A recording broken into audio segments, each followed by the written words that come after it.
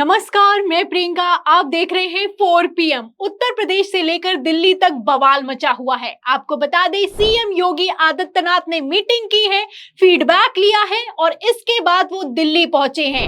अब दिल्ली में मोदी शाह के साथ मीटिंग होने वाली है और उस मीटिंग के पहले ये निकलकर सामने आया है कि दोनों डिप्टी सीएम ब्रजेश पाठक और केशव प्रसाद मौर्य भी दिल्ली के लिए रवाना हो चुके हैं। तो ऊपर से नीचे तक खलबली मची हुई है। अब योगी आदित्यनाथ को जवाब देना होगा कि उत्तर प्रदेश में जो लोकसभा चुनाव 2024 में नुकसान हुआ वो आखिर कैसे हुआ है। तो फिलहाल क्या चल रहा है और क्यों चल रहा है, अखिलेश यादव ने इस पूरे घटनाक्रम पर क्या कहा है, आपको एक एक करके बताएंगे, खबरें भी दिखाएंगे, बयान भी सुनाएंगे और इस पर चर्चा करेंगे। चर्चा करने के लिए हमारे साथ मौजूद हैं 4 PM संपादक संजय शर्मा जी। नमस्कार सर, उत्तर प्रदेश से लेकर दिल्ली तक बवाल मचा हुआ है। सीएम योगी आदित्यनाथ ने मीटिंग कर ली, 11 मंडलों के साथ मीटिंग की है। कई जिलों को डिप्टी सीएम देखते हैं, लेकिन दोनों के दोनों डिप्टी सीएम गायब हो गए।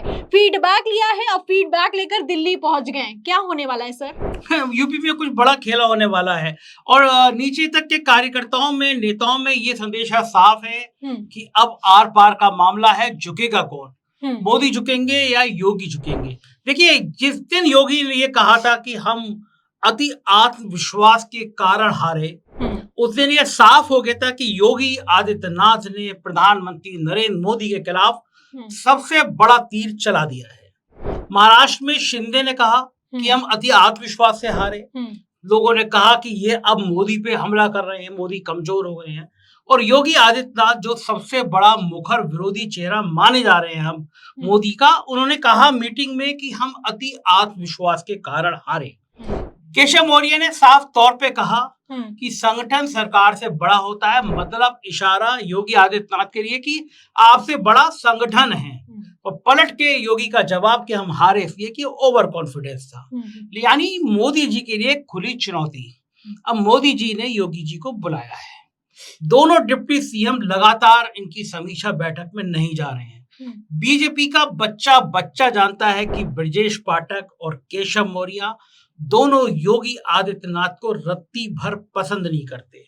और मेरे सूत्र बता रहे हैं कि आज योगी आदित्यनाथ भी प्रधानमंत्री से कहने वाले हैं कि अगर आप मुझसे सरकार चलवाना चाहते हैं, मेरे मन की करना चाहते हैं, तो मुझे अब उत्तर प्रदेश में कोई डिप्टी सीएम नहीं चाहिए।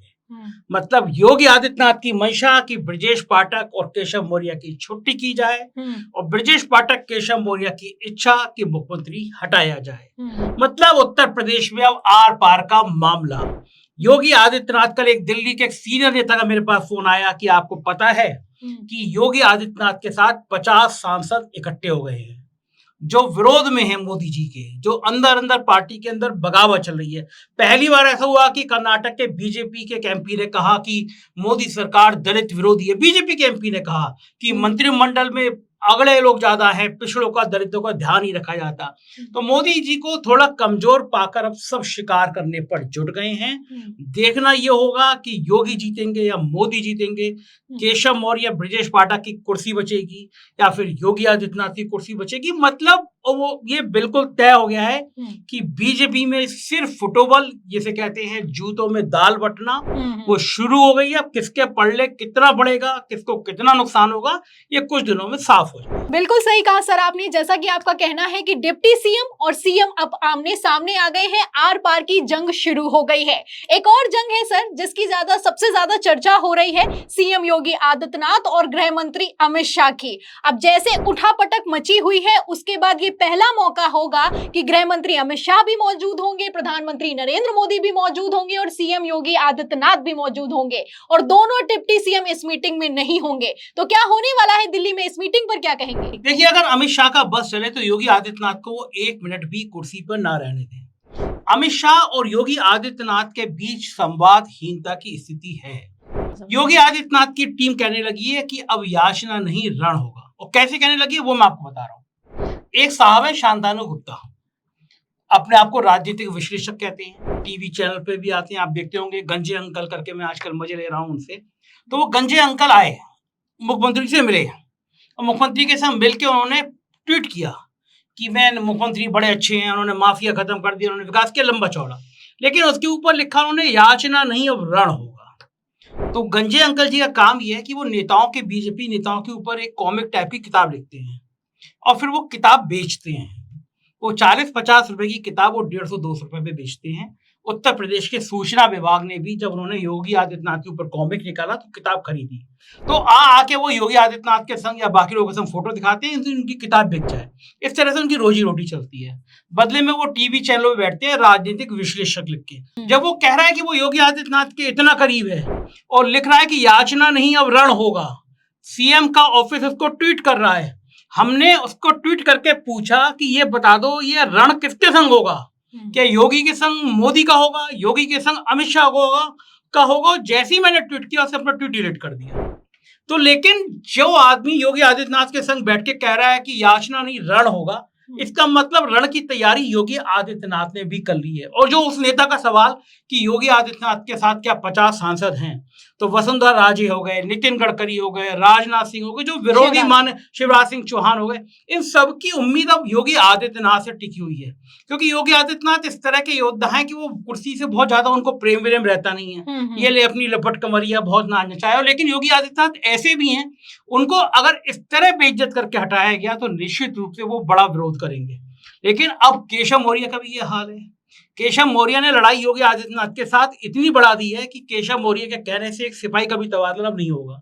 केशव मौर्य के घर पे जाने से पहले अफसर सोचेंगे कि इनकी मुख्यमंत्री से लड़ाई है। तो अब दो ही चारे हैं कि या तो योगी आदित्यनाथ की कुर्सी रखनी है तो डिप्टी सीएम को पैदल किया जाए, दोनों को दिल्ली ले जाया जाए, संगठन में रखा जाए, कुछ पद दिया जाए, राज्यसभा भेजा जाए, या फिर योगी आदित्यनाथ को हटा के पिछड़ा दलित बनाया जाए। तो अब निचले कार्यकर्ता तक ये मैसेज चला गया कि योगी आदित्यनाथ ने मोदी को चुनौती दे दी है। अब अगर मोदी झुकते हैं तो ये माना जाएगा कि योगी का कद इतना बड़ा है कि मोदी की हिम्मत नहीं पड़ रही है योगी आदित्यनाथ को हटाने की। और योगी आदित्यनाथ को हटा देते हैं तो योगी आदित्यनाथ कोई बड़ा विद्रोह करेंगे, इसकी पूरी संभावना है। शेर की सवारी हो गए हैं, जब तक शेर में बैठे हैं तो बड़ा मजा आता है और जब शेर उतरते हैं तो शेर खा जाता है। तो योगी आदित्यनाथ गले में अटक गए हैं, ना वो उगल सकते हैं ना निगल सकते हैं। एक ऐसा चेहरा हो गए, हिंदुत्व के बड़ा ब्रांड बना लिया अपने आप को, कई और राज्यों में उनकी पूछ है। तो अब योगी बनाम मोदी में सबकी निगाह लगी हुई है कि किसकी जीतोगी। लोग कह रहे हैं कि अगर हरियाणा महाराष्ट्र के चुनाव नहीं होते तो अब तक योगी आदित्यनाथ को हटा दिया गया होता। लेकिन ये गुड़ा भाग चल रहा है कि अगर अभी हटाया गया तो हरियाणा और महाराष्ट्र में क्या हाल होगा। उत्तर प्रदेश में 10 विधानसभा के उपचुनाव हो रहे हैं और अखिलेश यादव मजा लेने से कुछ चूक नहीं रहे हैं। आज की प्रेस कॉन्फ्रेंस में आपने देखा क्या क्या मजे लिए, जबरदस्त मजे लिए। छोटा सा बयान है वो भी सुना देते हैं, फिर चर्चा को आगे बढ़ाते हैं। कि कुछ लोग मोहरा बन गए हैं। वो मोहरा हैं, दिल्ली के वाईफाई के वो पासवर्ड हैं।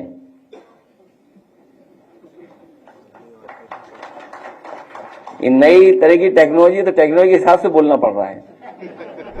तो आप देख सकते हैं कि अखिलेश यादव किस तरीके से मजे लेते हुए नजर आ रहे हैं। पहले जब केशव प्रसाद मौर्य गए थे तो कहना था कि 100 लाओ और सरकार बनाओ, और अब आप देख सकते हैं कि अखिलेश यादव का कहना है कि मौर्य मोहरा हो गए हैं, दिल्ली के वाईफाई पासवर्ड हो गए हैं। सर इस पर क्या कहेंगे, क्योंकि केशव प्रसाद मौर्य की हालत बहुत खराब है। देखा जाए तो CM Yogi Adityanath versus deputy CM चल रहा है, सीएम योगी आदित्यनाथ वर्सेस प्रधानमंत्री नरेंद्र मोदी चल रहा है, और सीएम योगी आदित्यनाथ वर्सेस गृह मंत्री अमित शाह भी चल रहा है।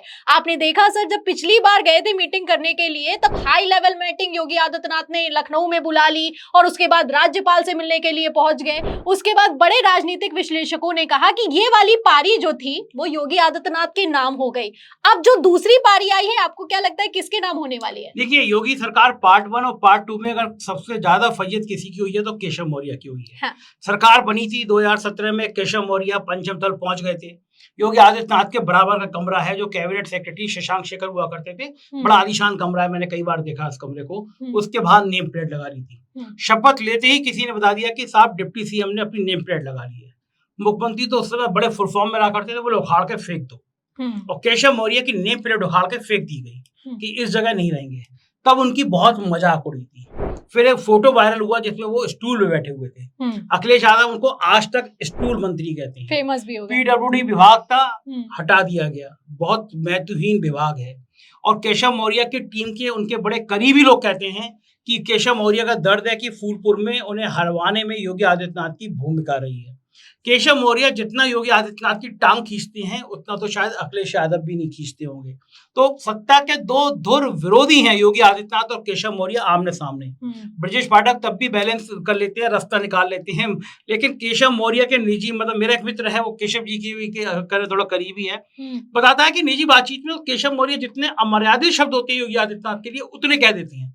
यानी ये जंग इतनी हद तक चली गई है कि एक दूसरे के खिलाफ बदजुबानी की सीमाएं टूट गई हैं। उत्तर प्रदेश में बीजेपी के नेताओं को समझ नहीं आ रहा ये वो पार्टी है जो हमसे सिखाया करती थी, पार्टी बड़ी है, संगठन बड़ा है। यहाँ तो एक दूसरे को जूते मारे जा रहे हैं, एक दूसरे पे कटाक्ष किए जा रहे हैं। अखिलेश यादव कह रहे हैं कि तो वाईफाई का पासवर्ड बन के रह गए, इधर का संदेशा उधर, और आज दोनों डिप्टी सीएम लखनऊ पहुंच गए हैं। कल इलाहाबाद क्षेत्र की बैठक थी, केशव मौर्य का क्षेत्र नहीं गए केशव मौर्य, नहीं गए। ब्रजेश पाठक के लखनऊ बैठक थी, ब्रजेश पाठक नहीं गए। अब तो कैबिनेट की बैठकों में भी नहीं जाते, क्यों जाए, यहाँ योगी आदित्यनाथ बैठे हैं। तो लड़ाई अब इस मोड़ पे पहुंच गई है कि भैया या तो तुम रहोगे या हम रहेंगे, जो होगा तय कर लिया जाए। बिल्कुल सर, और अखिलेश यादव से आपने कई बार बातचीत भी की है, इंटरव्यू भी लिया है। आपको क्या लगता है सर, देखा जाए तो अल्पमत में जैसे ही सरकार आई है उसके बाद से तो हालत जितनी खराब है उतनी खराब तो कभी भी नहीं थी। आपको क्या लगता है 10 सीटों के उपचुनावों में क्या होने वाला है? क्योंकि इसको लेकर जो टीम 30 बनाई गई है उसमें भी सीएम योगी आदित्यनाथ ने बड़ा दांव चलते हुए दोनों डिप्टी सीएम को बाहर कर दिया है। तो ये 10 जो चुनाव होने वाले हैं, उपचुनाव होने वाले हैं, इसको लेकर भी अखिलेश यादव ने दावा किया है कि ये 10 की 10 सीटें हम जीतने वाले हैं। क्या कहेंगे सर? देखिए, दोनों डिप्टी सीएम के दिल की पूछो तो दोनों डिप्टी सीएम चाहेंगे कि 10 की 10 हार जाएं, क्योंकि ठीक रहा योगी आदित्यनाथ के सिर पे फूटे। उपचुनाव सरकार का चुनाव होता है, बहुत ताकत का इस्तेमाल होता है, पैसे का इस्तेमाल होता है। योगी आदित्यनाथ की बड़ी कोशिश रहेगी 10 में से ज्यादा सीटें जीते। लेकिन जो उत्तर प्रदेश का माहौल है, उत्तर प्रदेश का माहौल इस समय विपक्ष की तरफ है, अखिलेश और राहुल की तरफ है। मुझे लगता है 10 के रिजल्ट जो होंगे वो बीजेपी के लिए और दुखदाई होंगे, और जब और दुखदाई होंगे, अगर लोकसभा में जितनी विधानसभा वाइज प्रतिशत वाइज निकाल लो आपकी किसको कितनी विधानसभा मिली, तो आज की तारीख में अखिलेश यादव की पूर्ण बहुमत से सरकार बन जाएगी। अगर विधानसभा में लोकसभा का रिजल्ट आप कन्वर्ट कर लो, तो ये इतनी ज्यादा आपस की लड़ाई है, ये बहुत भारी पड़े बीजेपी को। अगर ये नहीं सुलझी तो बीजेपी का 2027 डिब्बा गोल हो जाएगा उत्तर प्रदेश में, और हो सकता है उससे पहले ही बगावत हो जाए बीजेपी। वो होता हुआ भी दिखाई दे रहा है जब आपसी खींचतान मच जाए। आखिरी सवाल लूंगी सर, प्रधानमंत्री नरेंद्र मोदी को लेकर कहा जा रहा है कि उन्हें बहुत खौफ है, उन्हें बहुत डर है, और अल्पमत में तो इतना डर आ गया है जो कि उनके चेहरे पर साफ दिखाई दे रहा है। योगी आदित्यनाथ बेखौफ है, उन्हें कोई डर नहीं लगता, योगी हैं, चले जाएंगे, मठ में बैठ जाएंगे। ऐसे में उनके पास कुछ खोने के लिए नहीं है, प्रधानमंत्री नरेंद्र मोदी के पास काफी कुछ खोने के लिए है। अब जब पीएम मोदी वर्सेस सीएम योगी हो गया है तो आपको किसका पल्ला भारी दिखाई दे रहा है? आप इस बात से अंदाजा लगाइए कि जब बनारस की काउंटिंग चल रही थी, 2-3 चरणों में मोदी जी चुनाव हार रहे थे।